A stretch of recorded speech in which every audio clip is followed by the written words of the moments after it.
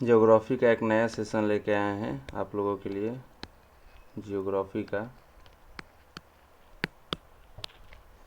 जिसमें नए नए टॉपिक को डेली हम एक एक टॉपिक को कवर करने की कोशिश करेंगे। ठीक है, इससे पहले कि आप वीडियो में खो जाएं, प्लीज़ सब्सक्राइब कर दें फाइंड टू रॉक को।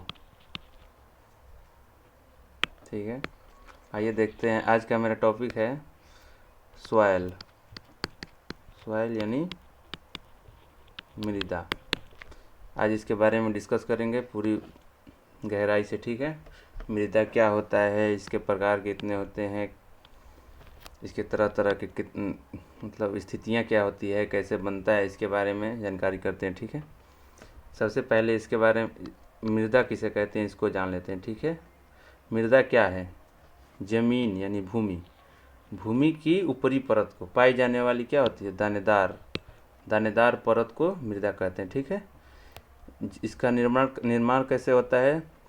बड़े बड़े चट्टानों के विखंडन, जब बड़े बड़े चट्टान घिस के टूटते हैं, ठीक है, बड़े बड़े चट्टान एक दूसरे से घिस के टूटते हैं, तब इनके और टूटने के बाद इनमें वनस्पति, पेड़ पौधों, चाहे कुछ भी हो, जीव जंतु, हर एक चीज़, वो सब भी इसमें दब जाते हैं। ठीक है, और लाखों वर्ष बाद अम्लीय पदार्थों से लाखों वर्ष बाद बहुत ही मतलब अंदर दबे दबे प्रक्रिया से मिट्टी का निर्माण होता है। ठीक है, इसके अलावा एक और भी निर्माण करने का कि दो चट्टान है, ठीक है, इन लोगों के बीच में आपस घिसावट से, मान लीजिए दो चट्टान है, आपस में घिसावट के, इससे भी मिट्टी का निर्माण होता है। ठीक है, इसमें भी लेकिन मिट्टी बनने में बहुत समय लगता है, लाखों साल लग जाता है।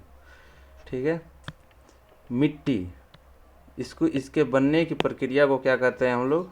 मिट्टी के बनने की प्रक्रिया को पेडोलॉजी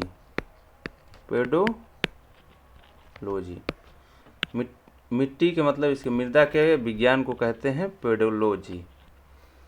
इसको क्या कहते हैं? मृदा विज्ञान। ठीक है, मृदा विज्ञान। आइए अगले लेते हैं। इसको मिट्टी को कई परतों में बांटा गया है। ठीक है, हमारी जो मिट्टी होती है उसके बहुत सारे परत होते हैं, लेयर होते हैं, जिसको लेयर को कहते हैं परिच्छेद या यासबान, एक प्रकार से प्रोफाइल कहते हैं। ठीक है, प्रोफाइल। इसके कितने प्रोफाइल होते हैं? 5। ध्यान से समझिएगा, इसके मिट्टी के प्रोफाइल कितने होते हैं? 5। मान लीजिए पूरा आपका ज़मीन हो गया, ठीक है, ये ऊपरी ज़मीन हो गया, फिर इसके अंदर एक परत, फिर दूसरा परत, तीसरा परत और चौथा परत। ठीक है, ये वाला सबसे ऊपरी हिस्सा क्या कहलाता है? होरिजन ओ। ठीक है, ऊपरी परत, इसको सबसे ऊपरी परत को क्या कहते हैं? होरिजन ओ। इसको ह्यूमस भी कहते हैं। ये हर एक जगह नहीं पाया जाता है, कहीं कहीं पाया जाता है। ठीक है, सबसे ये ऊपरी परत होता है। इसमें क्या होता है? कार्बनिक पदार्थ होते हैं, खाद्य पदार्थ होते हैं। ये जंगलों में अधिक पाया जाता है, जैसे कीड़े मकोड़े आदि सब इसी में, केंचुआ ज़्यादा रहते हैं, उसमें ह्यूमस ज़्यादा रहता है। गोबर कहीं फेंक दिए, वहाँ पे ह्यूमस ज़्यादा हो जाता है। ठीक है, क्योंकि भारत में हर एक जगह, पूरे भारत में हर एक जगह ह्यूमस की कमी है, ह्यूमस की। ठीक है, जो कि उपजाऊ ज़मीन के लिए बहुत ज़रूरी होता है। इसीलिए देखते हैं खेतों में गोबर का छिड़काव किया जाता है ताकि ह्यूमस बरकरार रहे, बने। ठीक है, केंचुओं का निर्माण हो सके। दूसरा परत है ए, होरिजोन ए। ठीक है, इसमें क्या होता है? इस सब मृदा की सबसे ऊपरी परत है, सबसे ऊपरी परत है। ठीक है, इसकी छोटे छोटे पेड़ पौधे जैसे धान, गेहूँ, मक्का, इस सब का पेड़ पौधों का जड़ कहाँ तक चला जाता है? गाजर, मूली, इन सब का पेड़ का जड़ यहाँ तक चला आता है, हॉरिजॉन ए तक। ठीक है, हॉरिजॉन ए तक इसका चला आता है। ठीक है, इसके बाद दूसरा है हॉरिजॉन बी। हॉरिजॉन बी में क्या होता है? जिसमें बड़े बड़े पेड़ पौधे होते हैं, उनकी जड़ें यहाँ तक आ जाती है। ये वाला क्षेत्र होता है बहुत उपजाऊ होता है। इसमें हॉरिजॉन भी, इसके पेड़ पौधे बहुत नीचे तक आते हैं, इसमें रहते हैं मतलब। इसके बाद तीसरा देखते हैं हॉरिजॉन सी। हॉरिजॉन सी, ठीक है। हॉरिजॉन सी में छोटे छोटे कंकड़ीले पत्थर मिट्टी दोनों रहते हैं, ठीक है। हॉरिजॉन सी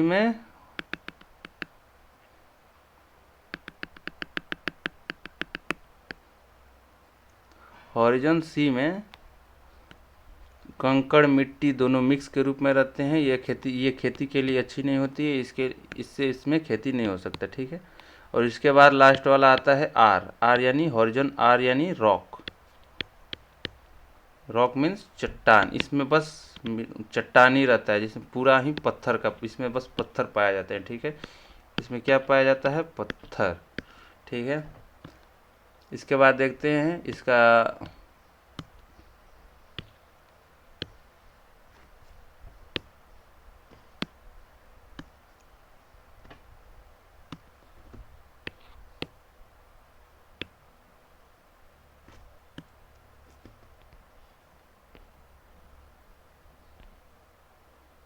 अगला देखते हैं, ठीक है। हॉरिजॉन वो समझ गए। उसके बाद मिट्टी को भूगोल के अनुसार ज्योग्राफी के अनुसार भूगोल को दो प्रकार भागों में बांटा गया, ठीक है। दो प्रकार भागों में बांटा गया। पहला स्थानबद्ध मिट्टी, ठीक है। और दूसरा कौन सा है? स्थानांतरित मिट्टी। स्थानांतरित मिट्टी, ठीक है। पहला क्या है? स्थानबद्ध मिट्टी, और दूसरा क्या है? स्थानांतरित मिट्टी, ठीक है। वैसी मिट्टी, इसको क्या कहते हैं? वैसी मिट्टी जिस बनने के स्थान पर ही रुके। मान लीजिए ये वाली इतना मिट्टी बना, ठीक है। ये वाला कोई जगह है, यहाँ पे बहुत सारी मिट्टी बनी, ठीक है। यहाँ पे बहुत सारी मिट्टी बनी, ये यहीं का यहीं रह जाए हमेशा से, ये यहीं का यहीं मिट्टी रह जाए, उसे स्थानबद्ध मिट्टी कहते हैं। और स्थानांतरित मिट्टी का मतलब हो गया कि मान लीजिए यहाँ पे कोई मिट्टी बना, कहीं पहाड़ पे चाहे कहीं किनारे मिट्टी बना, ठीक है। इसको नदियों के बहाव से, नदियों और धूल हवा के तेजी के रफ्तार से यहाँ की मिट्टी उड़कर यहाँ चली आई, ठीक है। यहाँ पे तो नई मिट्टी अब आ गई, यहाँ पे नई मिट्टी आ गई, तो अब इसको स्थानांतरित मिट्टी कहते हैं, ठीक है। अब देखिए इंडिया में Indian council for agriculture research है, ठीक है। ICAR Indian council of agriculture research, ठीक है। भारतीय कृषि अनुसंधान परिषद, जो कि भारत की मिट्टी को कितने बराबर भागों में बांटती है? 8 बराबर भागों में बांटती है। कौन? भारतीय council for agriculture research, ICAR, ठीक है। वैसे नॉर्मली मिट्टी 4 ही प्रकार की होती है, ठीक है। लेकिन ये जो होता है ICAR, जो कि भारत की कृषि अनुसंधान परिषद है, इसको 8 भागों में बांटती है, ठीक है। आइए देखते हैं 8। पहला है जलोढ़ मिट्टी, ठीक है। दूसरा काली मिट्टी, तीसरा लाल मिट्टी, चौथा लेटेराइट मिट्टी, लाल मिट्टी या रेंगूर मिट्टी, ठीक है। चौथा है लेटेराइट मिट्टी। पांचवा है पर्वतीय,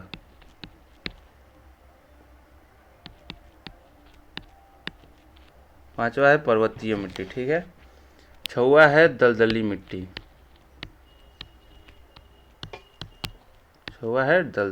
ठीक है। सातवां कौन सा है? मरुस्थलीय।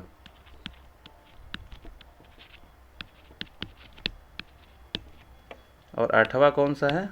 इसका लवणीय मिट्टी, ठीक है। ICAR Indian council of agriculture research के अनुसार इसको मिट्टी को 8 भागों में बांटा गया, 1 2 3 4 5 6 7 और 8, ठीक है। 7 भागों में बांटा गया, ठीक है। लेकिन मुख्य रूप से ये 4 ही होते हैं, ठीक है। मुख्य रूप से 4 ही होते हैं, लेकिन इसको 8 भागों में बांटा गया है, ठीक है। पहला है जलोढ़। आइए अब जलोढ़ के बारे में देखते हैं। जलोढ़ कौन सी मिट्टी है, ठीक है। इसे जलोढ़ क्या है, इसे दोमट भी कहते हैं, ठीक है, या कछारी मिट्टी। इसको इसका तीसरा नाम क्या है, दोमट मिट्टी या कछारी मिट्टी, ठीक है। जलोढ़ मिट्टी नदियों द्वारा, यही एक प्रकार की स्थानांतरित मिट्टी है, ठीक है, एक प्रकार की स्थानांतरित मिट्टी। इसको कहाँ से लाते हैं, नदियों द्वारा, नदियों द्वारा, ठीक है। पहाड़ी क्षेत्र से लाकर मैदानी क्षेत्रों में बिछा देती है। नदियाँ ऊपर से लेके आके और मैदानी क्षेत्र में जब बाढ़ के समय आता है उस समय बहुत सारे कचरा, पानी, मिट्टी चारों तरफ फैल जाता है, और जब उसका पानी ख़त्म होता है तो धीरे धीरे मिट्टी को छोड़कर खुद निकल जाती है, ठीक है। वही पहाड़ी क्षेत्रों से लाकर मैदानी क्षेत्रों में बिछा देती है, जिसे जलोढ़ मिट्टी कहते हैं। जलोढ़ मिट्टी भारत में पाई जाने वाली सर्वाधिक उपजाऊ मिट्टी है। इसका परसेंटेज कितना है, भारत में सबसे ज़्यादा पाया जाता है जलोढ़ मिट्टी 43%, ठीक है। 43% क्षेत्र पर पाई जाती है। जब जलोढ़ में अधिक मात्रा में बालू हो जाता है, ठीक है, जब इसमें बालू ज़्यादा मात्रा में हो जाता है बालू, तो इसे क्या कहते हैं, दोमट मिट्टी। जलोढ़ में ही ज़्यादा बालू हो जाता है तो उसे दोमट मिट्टी भी कहते हैं। ये मिट्टी धान की खेती के लिए, किस खेती के लिए उपयुक्त है, धान के लिए बहुत ज़्यादा अच्छी मानी जाती है, धान के लिए। इसमें धान की पैदावार बहुत अच्छी होती है, ठीक है। इसमें इसके साथ गेहूँ, मक्का, तिलहन, आलू ये सब का भी खेती हो सकता है, ठीक है। इसका क्षेत्र क्या है, ठीक है, जलोढ़ मिट्टी। जलोढ़ मिट्टी का क्षेत्र क्या है, भारत का उत्तरी मैदान, ठीक है, भारत का उत्तरी मैदान, ठीक है, उत्तरी मैदान और तटीय मैदान, ठीक है। पूरे भारत का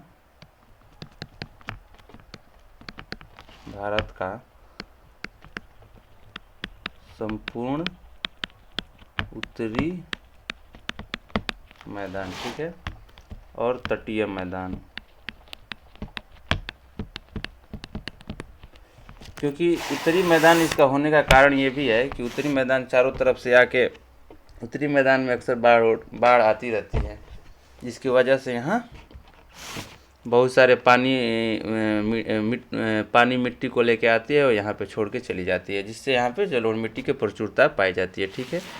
इसमें क्या होता है, इसमें जलोढ़ मिट्टी में क्या क्या पाया जाता है अधिक मात्रा में, ठीक है। जलोढ़ में क्या क्या पाया जाता है, चूना पत्थर, इसके अलावा पोटेशियम, ठीक है, इसके अलावा पोटेशियम इसमें प्रचुर मात्रा में पाया जाता है, ठीक है। इसमें किस चीज़ की कमी है ये भी देख लेते हैं। इसमें कमी किस चीज़ की है, कमी है इसमें नाइट्रोजन की, फास्फोरस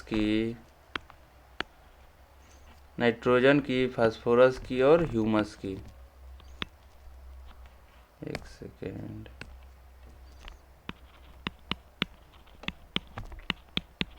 फास्फोरस की और ह्यूमस की, ठीक है। इसमें कमी है नाइट्रोजन, फास्फोरस और ह्यूमस की, ठीक है। अगला देखते हैं।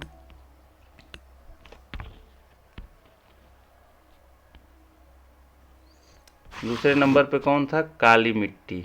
दूसरे नंबर पे काली मिट्टी, ठीक है,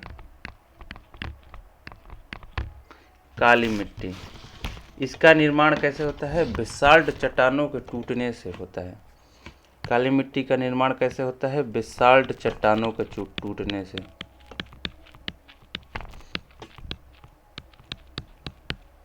बेसाल्ट चट्टानों के टूटने से होता है, ठीक है। इसमें क्या क्या पाया जाता है, इसमें ये मतलब ये वाली मिट्टी कैसे बनती है, लावा के द्वारा बनी हुई मिट्टी कहते हैं। इसमें सर्वाधिक मात्रा में ह्यूमस होता है, ह्यूमस इसमें बहुत ज़्यादा होता है, खासकर ये महाराष्ट्र के क्षेत्र में पाया जाता है, ठीक है। यह मिट्टी सबसे ज़्यादा जल सोखती है। सबसे ज़्यादा जल सोखने वाली मिट्टी कौन है, तो काली जल, सबसे ज़्यादा जल सोखने वाली मिट्टी काली मिट्टी, ठीक है। काली मिट्टी इसे रेंगुर मिट्टी भी कहते हैं, ठीक है, रेंगुर मिट्टी भी कहते हैं, काली मिट्टी या रेंगुर मिट्टी भी कहते हैं। कपास की मिट्टी और लावा मिट्टी भी कहते हैं, ठीक है, और इसे क्या कहते हैं, कपास की मिट्टी और लावा की मिट्टी भी कहते हैं, ठीक है, क्योंकि ये लावा से निर्मित बनी होती है और इसमें ये लावा से बनी होती है, इसे लावा मिट्टी भी कहते हैं और इसे कपास मिट्टी भी कहते हैं। क्या कहते हैं, कपास मिट्टी। कपास मिट्टी क्यों कहते हैं, क्योंकि कपास के लिए ह्यूमस की बहुत ज़रूरत है, ठीक है, और जो कि इसमें कपास बहुत अच्छी मात्रा में होता है, ठीक है। इसका क्षेत्र कितना होता है, 13%। कितने क्षेत्र पे है, 13% पे, ठीक है, 13% पे। इसका काला रंग होने का कारण क्या है, इस काला क्यों होता है, इसका कारण देखते हैं। इसमें होता है टिटेनीफेरस,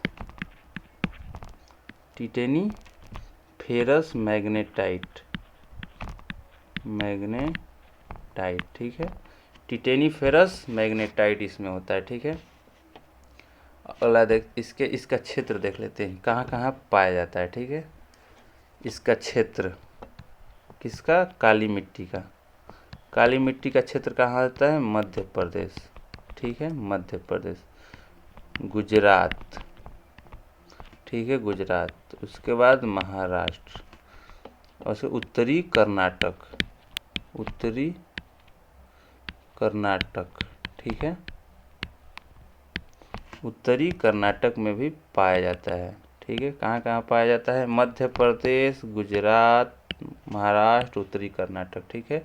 प्रायद्वीपीय भारत में काली मिट्टी सबसे ज़्यादा पाई जाती है, ठीक है। काली मिट्टी का सबसे ज़्यादा विस्तार महाराष्ट्र में देखने को मिलता है। महाराष्ट्र में काली मिट्टी को सबसे ज़्यादा मात्रा में देखा जाता है और यहाँ पे कपास की उपज यहीं ज़्यादा होती है।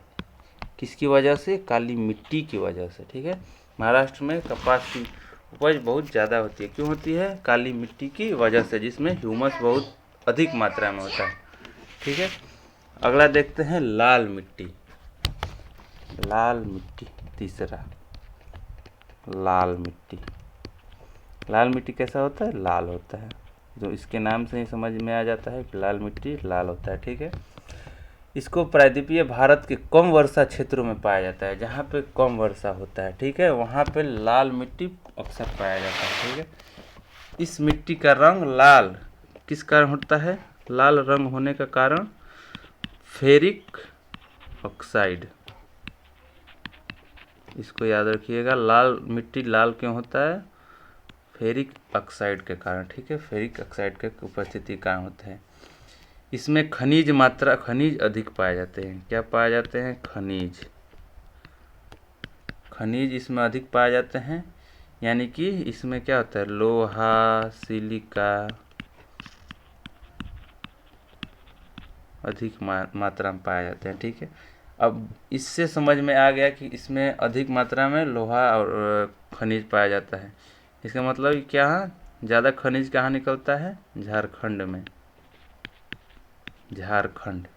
इसके अलावा भी इसको पाया जाता है। यह खेती के लिए अच्छा थोड़ा भी नहीं होता है, ठीक है।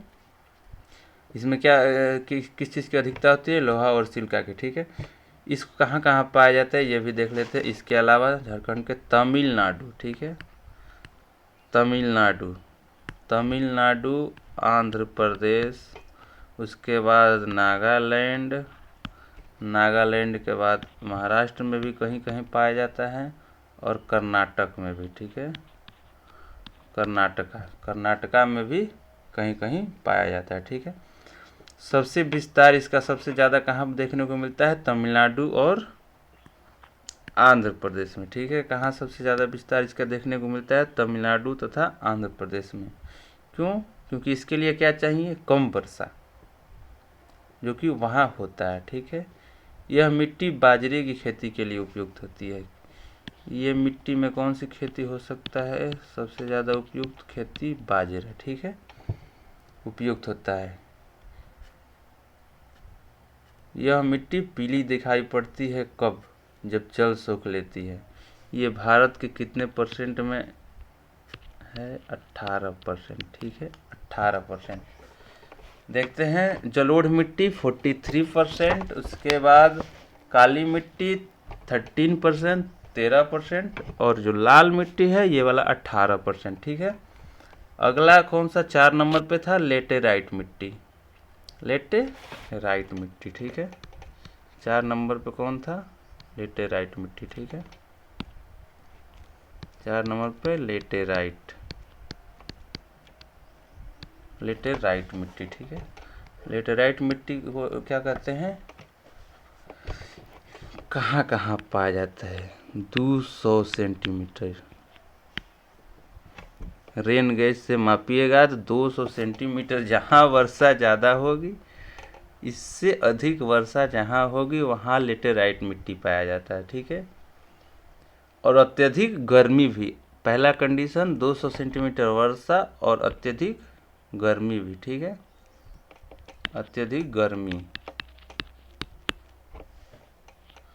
अत्यधिक गर्मी, मरमी नहीं गर्मी, हो गर्मी, मरमी नहीं, ठीक है। इसे मखमली मिट्टी भी कहते हैं क्योंकि ये मुलायम होता है। दूसरा इसको कौन सा मिट्टी कहते हैं? मखमली, ठीक है, मखमली, ठीक है। मखमली मिट्टी भी कहते हैं। इसका निर्माण निच्छालन से द्वारा होता है, ठीक है। निच्छालन मतलब समझते हैं? जो छान छान के एकदम निच्छालन पद्धति होता है, जो कि आपको केमिस्ट्री में पढ़ना है। निच्छालन विधि से कई तरह से मतलब निकाला जाता है। इस विधि में तेज वर्षा के कारण मिट्टी के छोटे छोटे कण भूमि के अंदर घुस जाते हैं, ठीक है। लेटेराइट मिट्टी में क्या होता है? ठीक है, एक सेकेंड, मान लीजिए ये कंकड़ है, ठीक है। मान लीजिए ये कंकड़ है, ये मान लीजिए ज़मीन है, ये वाले ज़मीन है, ये ऊपर कंकड़ है, इसके ऊपर धूल मिट्टी है, ठीक है, धूल मिट्टी वगैरह सब है, ठीक है। अब जब यहाँ से 200 सेंटीमीटर की वर्षा होगी, यहाँ से जब 200 सेंटीमीटर की वर्षा होगी तो ये मिट्टी क्या करेगा? यहाँ से यहाँ ट्रांसफ़र हो जाएगा, ठीक है। यहाँ से यहाँ चला जाएगा। ऊपर तो छोटे छोटे पत्थर हैं और नीचे मिट्टी चला जाएगा बारिश के कारण, जिसे निच्छालन विधि, इसी की वजह से निच्छालन विधि कहा जाता है। और ऊपर बस पत्थर बच जाते हैं, ठीक है। छोटे छोटे कण भूमि के अंदर घुस जाते हैं और बाकी सब ऊपर रहते हैं। इसी के कारण ऊपर में पथरीली दिखाई देती है। इस मिट्टी में क्या होता है? सबसे ज़्यादा लौह ऑक्साइड, लौह ऑक्साइड, ठीक है, लौह ऑक्साइड। दूसरा क्या होता है? एल्युमिनियम,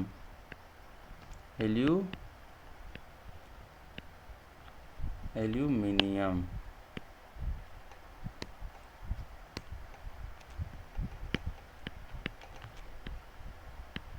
एल्यूमिनियम, ठीक है। एल्यूमिनियम इसमें भरपूर मात्रा में होती है। लौह ऑक्साइड के कारण ही इस मिट्टी का रंग लाल भी होता है। ये वाला मिट्टी भी थोड़ा सा लाल होता है, लाल मिट्टी के जैसा नहीं, लेकिन लौह ऑक्साइड इसमें रहने के कारण थोड़ा सा लाल होता है, कभी कभी लाल दिखाई पड़ता है। ये वाला कहाँ पाया जाता है? केरल, इसको याद रखिएगा, ठीक है। केरल, कर्नाटक, तमिलनाडु, मतलब साउथ में ही। उसके बाद एक महाराष्ट्र के थोड़ा सा कुछ हिस्से में, जैसे महाराष्ट्र के कुछ हिस्से में लाल मिट्टी पाया जाता था, वैसे ही लेटेराइट मिट्टी, ठीक है, सॉरी काली मिट्टी पाया जाता है, वैसे महाराष्ट्र के कुछ ही क्षेत्र, महाराष्ट्र के कुछ क्षेत्र में पाया जाता है, ठीक है। और इसके अलावा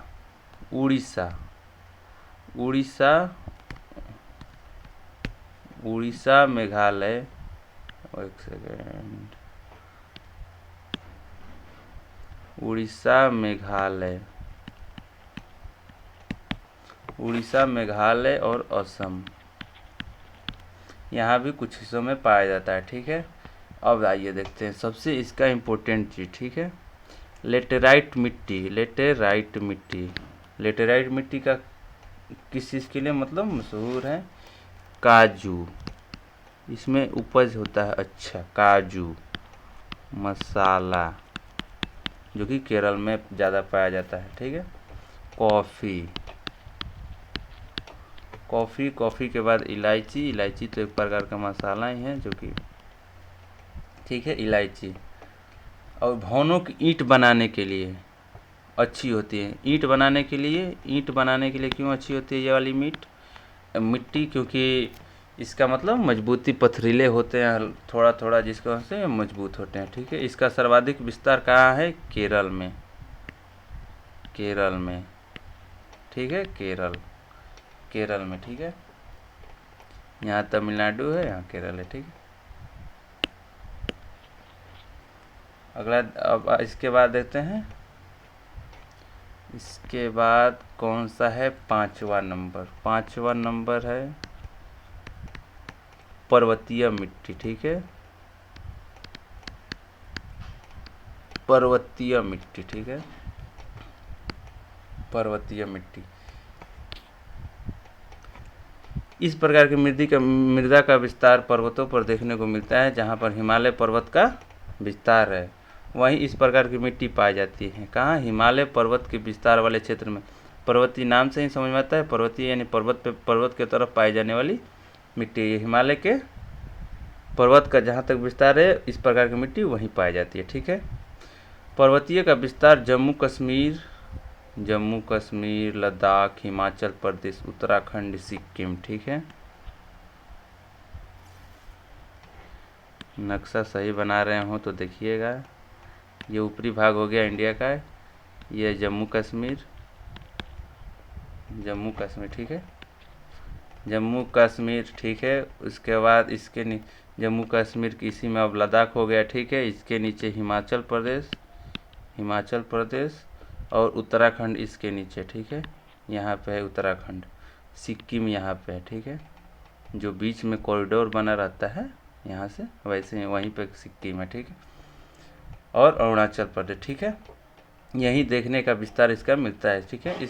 यह अत्यधिक कठोर होता है। नाम से ही समझ में आता है कि पर्वतीय मिट्टी है, जो कि पर्वतीय मिट्टी यानी कि पत्थर से, तो नाम से ही समझ में आता है कि पर्वतीय मिट्टी तो कठोर होगा, ठीक है। इस पे किस चीज़ का अभाव रहता है? वनस्पति का, ठीक है, वनस्पति का अभाव। पर्वतीय क्षेत्र में मिट्टी कम होती है, जिसकी वजह से वनस्पति का अभाव रहता है, ठीक है।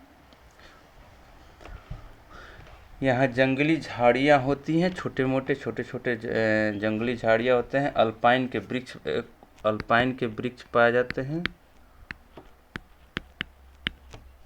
और यहाँ पे अल्पाइन के वृक्ष भी पाया जाता है, ठीक है।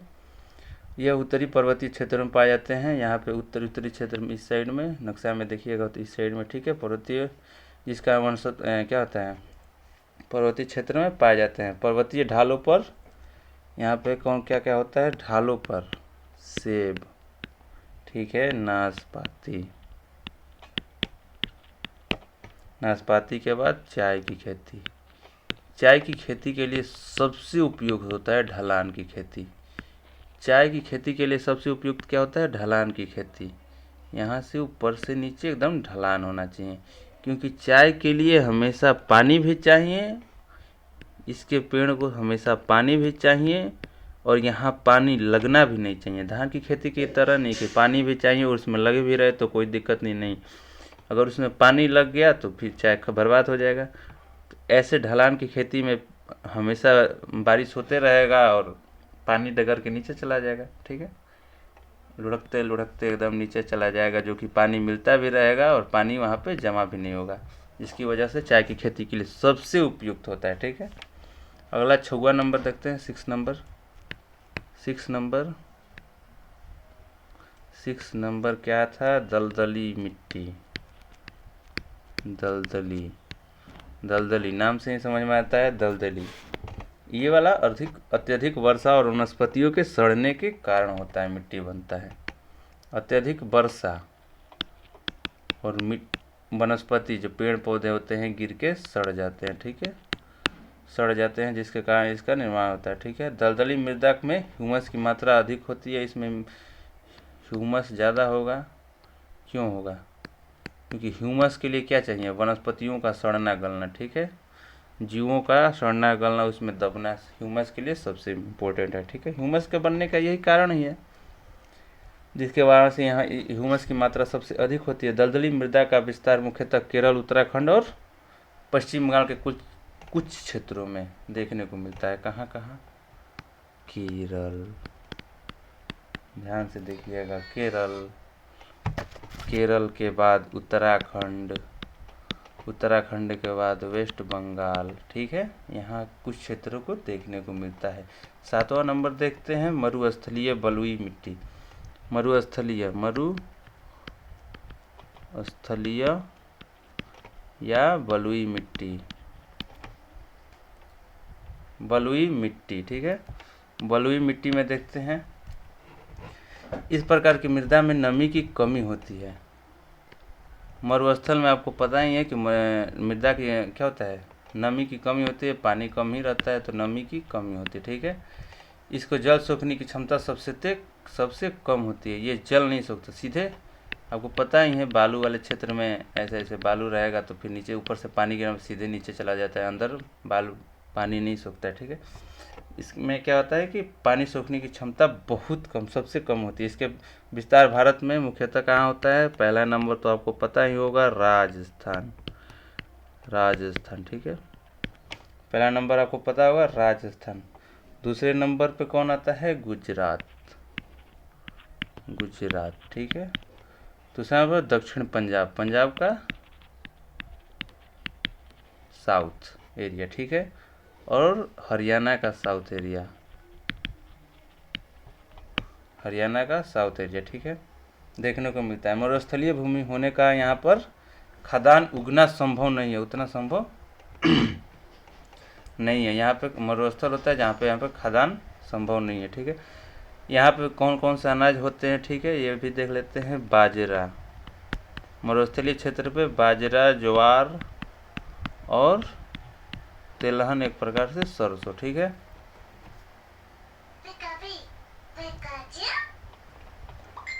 अगला देखते हैं 8वां और लास्ट। ठीक है, लास्ट नंबर देखते हैं 8 नंबर। ठीक है, लवणीय मिट्टी। 8, लवणीय मिट्टी।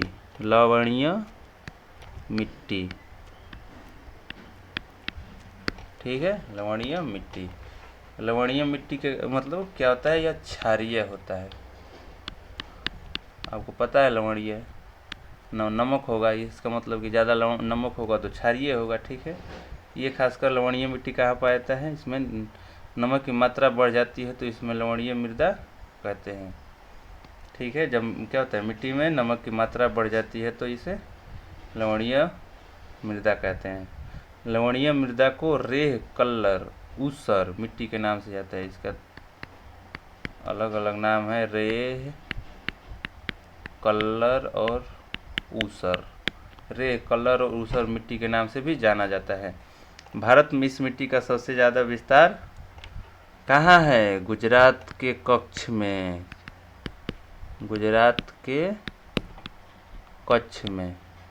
क्यों? समुद्र के किनारे पाया जाएगा, समुद्र के किनारे पानी होगा, मिट्टी उसमें नमक ज़्यादा होता है, जिसकी वजह से वहाँ पे कच्छ के रण में पाया जाता है। ठीक है, यहाँ तक इसका 8 प्रकार देख लिए, कौन कौन सा मृदा था, एक बार फिर से देख लेते हैं।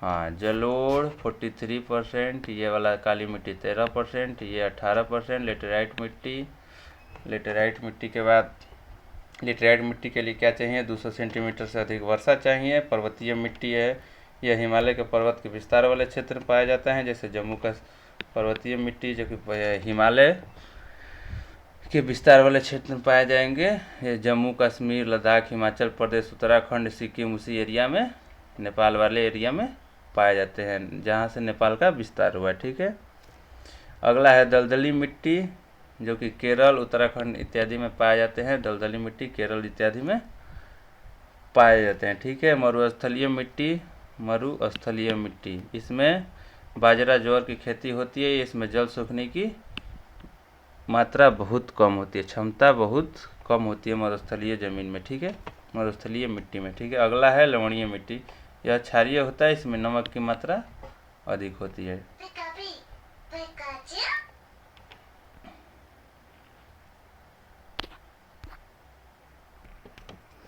आज का सेशन यहीं तक रहेगा।